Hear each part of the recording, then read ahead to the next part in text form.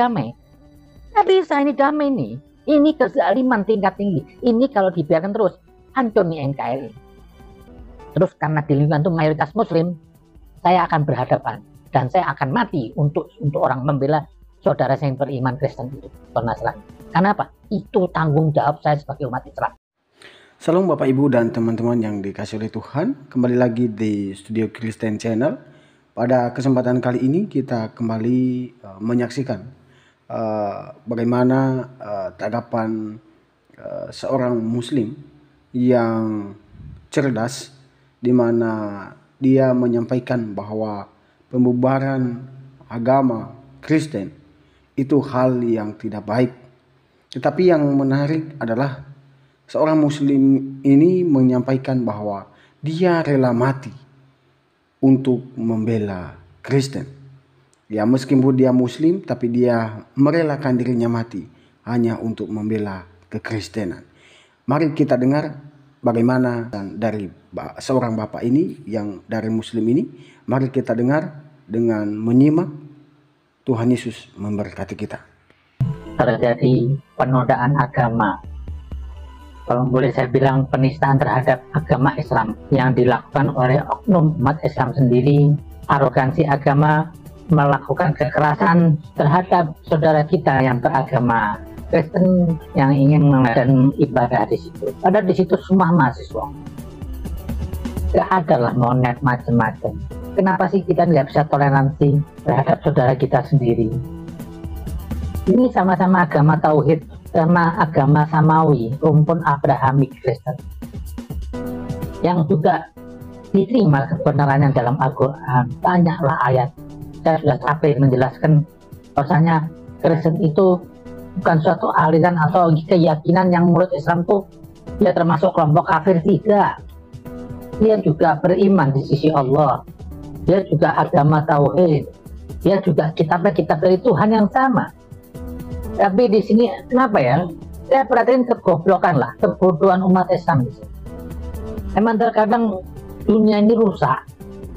Agama ini jadi kacau balau itu jika diperagakan oleh orang-orang bodoh. Ada perkataan hikmah itu, jika orang bodoh bisa berdiam diri, niscaya orang banyak tidak berselisih. Ini akibat mereka ini arogansi, dia sampai ada mbak senjata. Ini ibadah loh. Ibadah ini bukan melahirkan kezaliman, enggak. Tidak ada pembunuhan, tidak ada perampokan, tidak ada jual narkoba. Ini ibadah. Kok dilakukan sampai ada perang fisik, ini saya nggak habis pikir. Ini Tuhan Anda ini siapa yang Anda sembah ini? Iblis mungkin.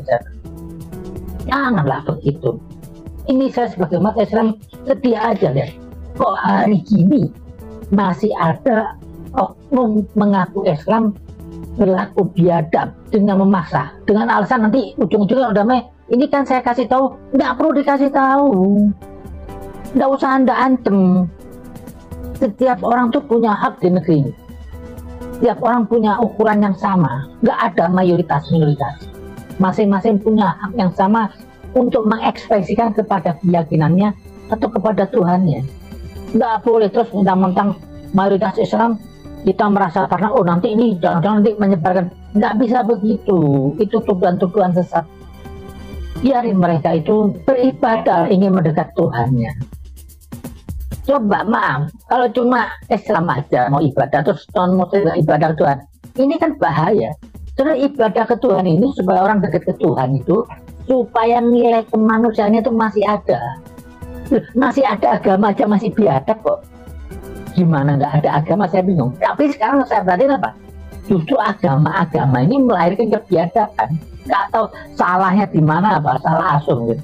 Karena itu tadi beragama itu seperti ya, rebutan umat. Terus memandang selainnya kafir. Ini sumber masalahnya. Kok kafir karena beda agama? Sementara di sisi Tuhan itu di Al-Quran dijelaskan tidak ada memaksa satu agama.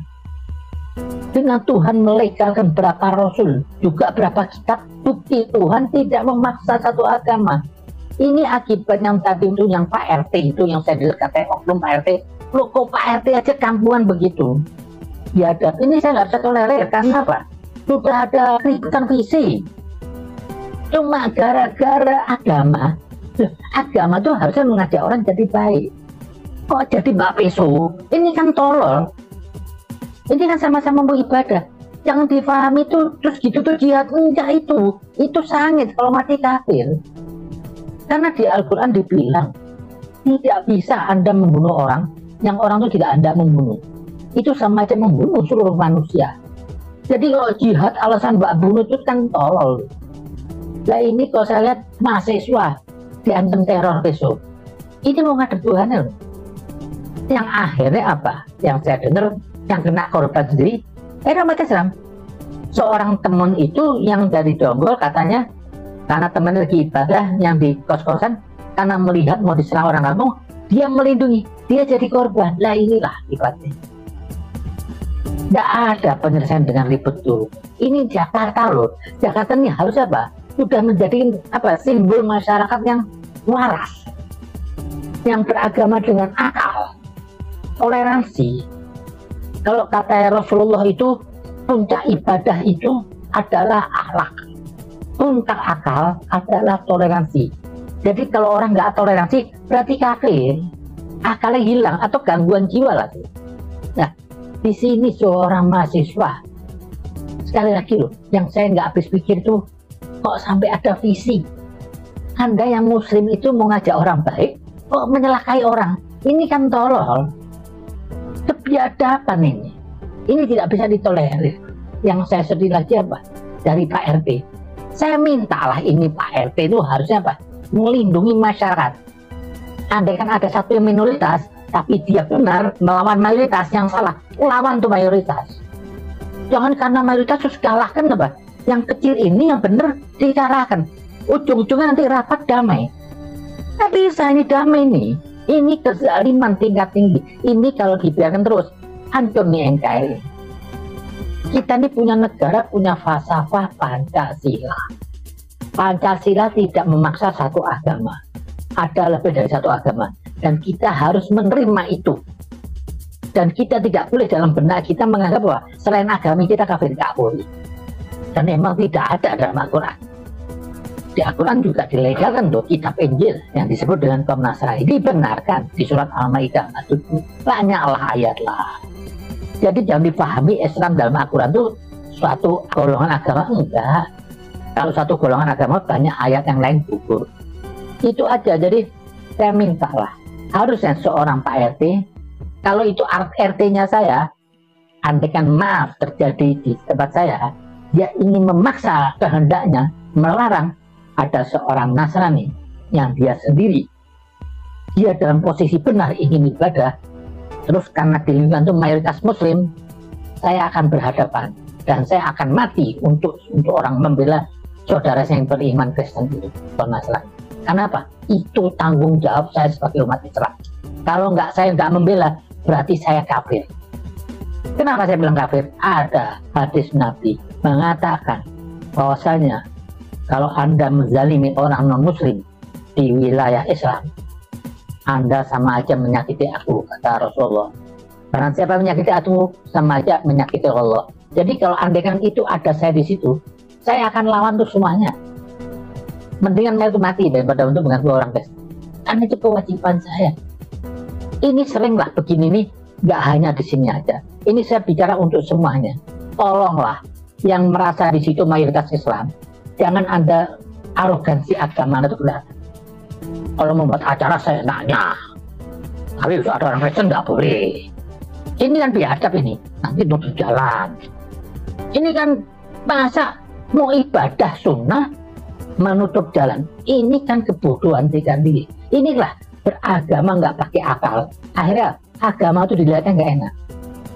Kecerdasan menjadikan agama itu terasa indah. Tapi saya sekarang nggak melihat itu agama itu yang ada sekarang. Ini sudah arogansi agama. Ini terjadi juga begitu. Merasa di kampungnya mayoritas Muslim, masa seorang mahasiswa ingin ibadah dilarang? Emangnya kenapa?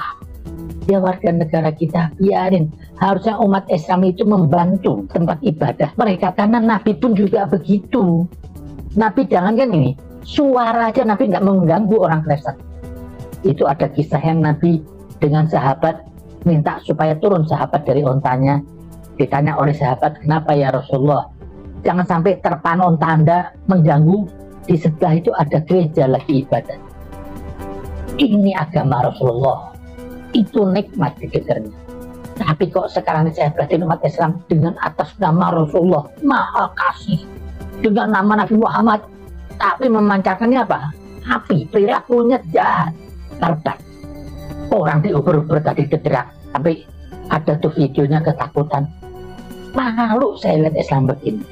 Anda penista agama, Anda yang menikam Nabi Muhammad dari belakang.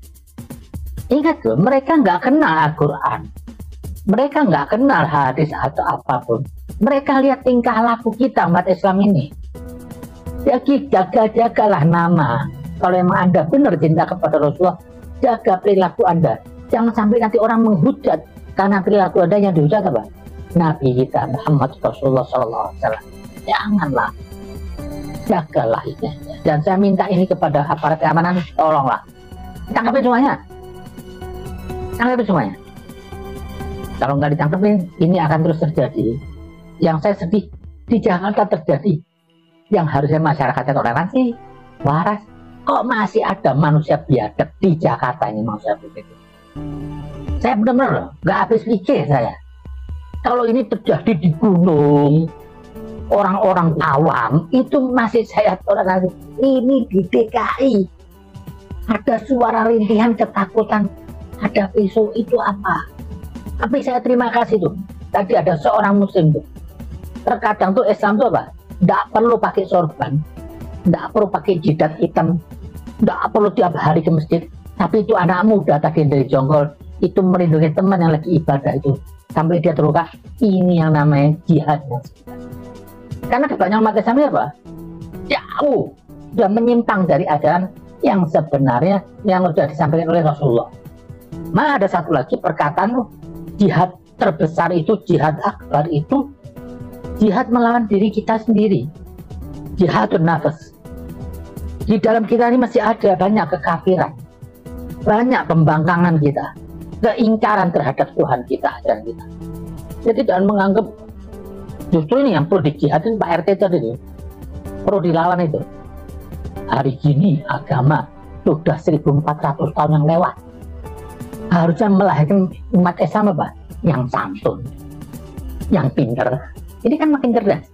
Kok masih ada manusia primitif? Saya nggak mau tahu alasannya apapun sih. Dan saya minta ini, jangan cuma selesai di meja damai, nggak ada. Enak aja damai. Ini kezaliman. Kezaliman tuh harus dihukum. Nggak ada toleransi.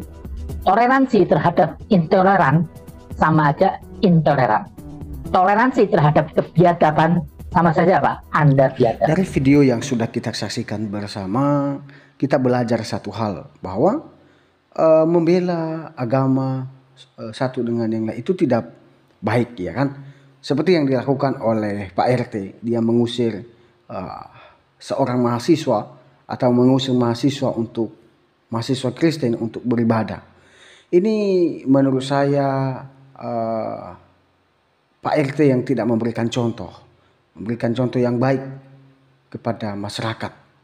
Ya, saya setuju dengan apa yang disampaikan oleh Bapak dari Muslim ini tadi, bahwa kebenaran itu harus dinyatakan gitu loh, dan keadilan itu harus dibela, ya kan?